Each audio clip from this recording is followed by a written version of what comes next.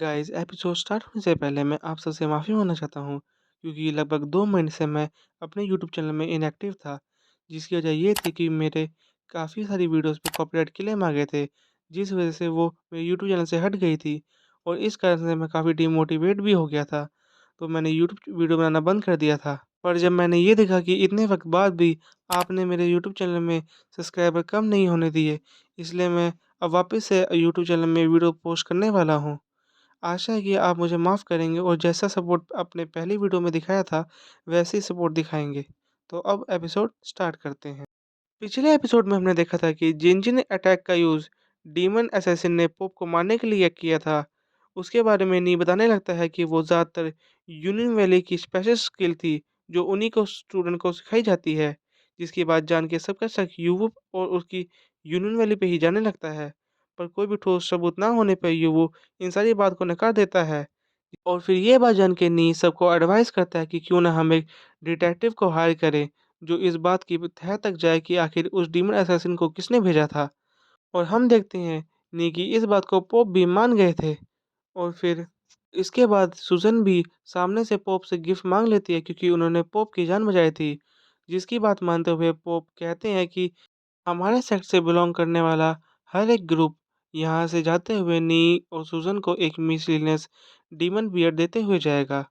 और फिर सिन्नी और सुज़न की तरफ आता है, जहाँ पे वो सबसे गिफ्ट कलेक्ट करने लगते हैं। हम फिर देखते हैं वहाँ किसी भी लीडर के ना चाहने के बावजूद भी उन्हें सुज़न और नी को एक मिसलेनियस पल देना पड़ता है। पर युवु के एटीट्यूड को देख के नी फिर उससे एक डीमन पल भी माँगता है, क्योंकि ज़ू माउंटेन के अंडर यूनियन वैली नहीं आती थी। जिसे बात सुनकर युवु बहुत गुस्सा हो जाता है और गुस्से में अपनी हेयर पिन भी निकाल लेता है। और फिर हम वहाँ देखते हैं कि और युवु को ऐसा करता हुआ देख के वहाँ खड़ी मिशकैंशा बहुत गुस्सा हो जाती है और फिर युवु पे गुस्सा होते हुए अपनी पावर को एक्टिवेट करती है। और अब आगे एपिसोड की स्टार्टिंग में हम मिशकैंशा को देखते हैं, जो अपनी पावर को एक्टिवेट करके अपने डिमैनिक हैंड से युवु को दबाने लगती है। हम देखते हैं युवु उस सिचुएशन पे ही मिशकैंशा को धमकाते हुए कहता है कि मैं यूनियन वैली का चीफ लीडर हूँ, तुम मुझे ऐसे ट्रीट नहीं कर सकते। पर हम देखते हैं मिशकैंशा के आगे युवु कुछ भी नहीं कर पाता। मिशकेंचा को इतने गुस्से में देख के फिर लूशी आगे आता है और उन्हें समझाने लगता है कि अगर हमने युवु के साथ यहाँ पे कुछ भी किया तो यूनियन वैली के एल्डर को ये सब कुछ अच्छा नहीं लगेगा और ये हम दोनों ही सेक्ट के लिए बुरा हो सकता है, इसलिए तुम इसे छोड़ दो। हम देखते हैं मिशकेंचा फिर लूशी की बात समझ जाती है और वहाँ पे युवु को छोड़ देती है। युवु उठते हुए सोच रहा होता है कि अगर यहाँ पे हुई चीज़ों के बारे में अगर मैंने ब्रदर यानाका को कुछ भी बताया तो शायद ये मेरे लिए ही अच्छा नहीं होगा। और फिर ये सोचते हुए ये वो वहाँ पे एक बॉक्स निकालता है जिसके अंदर डीमन बियर्ड थी। हम देखते हैं उस डिब्बे को युवु निहार ही रहा होता है कि तभी वहाँ पे सुज़न आ जाती है और युवु से बॉक्स लेने लगती है और ना चाहते हुए युवु को वो बॉक्स देना पड़ता है। युवु कहता है, आखिर तुम इसका करोगी क्या? तुम्हारे तो ये लेवल की भी नहीं है और तुम इसे कंज़्यूम भी करने के लायक नहीं हो। तभी सुज़न कहती है, तुम इसके बारे में ध्यान मत दो, मेरे भाई को ये बहुत अच्छी लगेगी। और फिर ऐसे कहते हुए सुज़न नी को एक 10 ईयर ओल्ड डीमन पिल खिलाने लगती है, जिसे नी आराम से स्वॉलो करने लगता है। जिसे ऐसा करता हुआ देख वहाँ खड़ा युवु और सभी लोग हैरान हो जाते हैं और युवु कहता है, आखिर ये लड़का ऐसे कैसे कर सकता है? इस पिल को कंज़्यूम करने के लिए कल्टीवेटर को अपने फुल स्टेट में होना होता है, वरना इस पिल को स्वॉलो करने से उसके हार्ट के डेंड्राइट में काफ़ी सारी एसिड्स बन सकती है। और आखिर ये नी किस तरह की कल्टीवेशन प्रैक्टिस करता है? हम फिर नी को देखते हैं जो कहता है, कुछ भी हो, ये पर्ल जियांशु पैलेस के पर्ल जितनी अच्छी नहीं थी। इसके बाद हम वहाँ खड़े पॉप को देखते हैं, जो बताने लगते हैं कि नी ने जैसे इस पिल को स्वॉलो किया है, ऐसी हिम्मत सिर्फ हमारे कॉन्टिनेंट में एक ही बंदे के पास है जिसका नाम है जेनशन लाओ चेनशेंग। और उसके सिवा नी दूसरा ऐसा पर्सन है जिसने एक ही बार में इस मिलेनियम पिल को स्वॉलो किया है। और ये देख के मैं कह सकता हूँ कि इसमें कोई शक नहीं कि नी स्टार लिस्ट के टॉप नंबर 1 पे है। हम देखते हैं अपनी इतनी तारीफ के बाद नी वहाँ थोड़ा शर्माने लग जाता है और फिर सुजनों से पूछते हैं कि आखिर ये लाओ चैनचैन कौन है जिसकी यहाँ पे इतनी बात हो रही है। नी कहता है, मुझे भी नहीं पता पर मैंने उसका थोड़ा बहुत नाम सुना है। इसके बाद हम वहाँ खड़े युग को देखते हैं जो हैरान होता है कि नी स्टार लिस्ट के नंबर 1 पे है और कहता है, ओके नी तुम उस डाउनचिंग यानी क्वीन स्टार मीटिंग में जाने वाले हो और उसमें तुमने पार्टिसिपेट किया है? और फिर इस बात का जवाब देते हुए लूसी कहता है, हाँ, नी ने भी उस कॉम्पिटिशन में पार्टिसिपेट किया है जहाँ पे सारे वर्ल्ड के टैलेंटेड लोग आएँगे और हमें पक्का यकीन है कि नी उस कॉम्पिटिशन में अच्छी तरह से कम्पीट करेगा। हम युवो को देखते हैं जो कहता है कि याद रखना, अगर तुम उस कॉम्पिटिशन में हार जाते हो तो तुम सुशांत के लिए एक धब्बे बन के रहोगे और मैं वहाँ तुम्हें देखने ज़रूर आऊँगा। हम देखते हैं युवो की इन बातों को सुन के सूज़न कहती है, तो क्या तुम यहीं रुकने वाले हो? तो इसके लिए तुम्हें और पल देने होंगे। हम देखते हैं ये बात सुनते ही युवो वहाँ से निकल जाता है और जाते हुए कहता है कि मैं जिनलिन सिटी में तुम्हारा इंतज़ार करूँगा। इसके बाद हम वामताओ को देखते हैं जो नी को उसके आगे के सफ़र के लिए गुड लक कहता है और कहता है कि हम सारे सुशन के मास्टर की होप और ब्लेसिंग तुम्हारे साथ है। और सुसन भी बताती है कि उसकी पैकिंग हो गई है और इतना खाना उनके लिए काफ़ी होगा।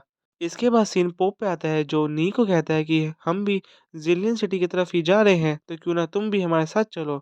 और हम देखते हैं पोप के इस ऑफर को नी मना नहीं कर पाता और उनके साथ चलने के लिए हाँ कर देता है। फिर सीन चेंज होता है और हम नी और पोप को देखते हैं, जहाँ पे नी पोप को बताता है कि उसका यहाँ पे थोड़ा बहुत काम बचा हुआ है, इसलिए वो चाहता है कि जिलियन सिटी जाने से पहले वो कुछ दिन यहाँ रुक के जाए। जिसकी बात को पोप भी मान जाता है और फिर नी वहाँ से जाने लगता है।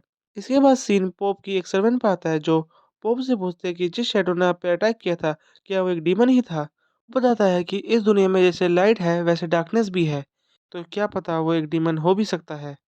सिरवनो कहती है कि ये माना जाता है कि डीमन एग्जिस्ट नहीं करते, पर एंशिएंट बुक में लिख रखा है कि एक डीमन ही होगा जो इस धरती पे विनाश लाएगा।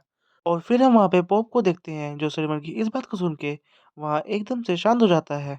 और फिर सीन बदलता है और हम नी को नहाते हुए देखते हैं, जहाँ नहाते-नहाते नी को एक सपना आता है, जहाँ पे बहुत हरी-भरी जगह पे वो एक फ़ैल्कन के ऊपर सूरज के साथ उड़ रहा होता है, जहाँ पे सारी हरी-भरी जगह अचानक से एक बर्फ़ी इलाके में बदल जाती है।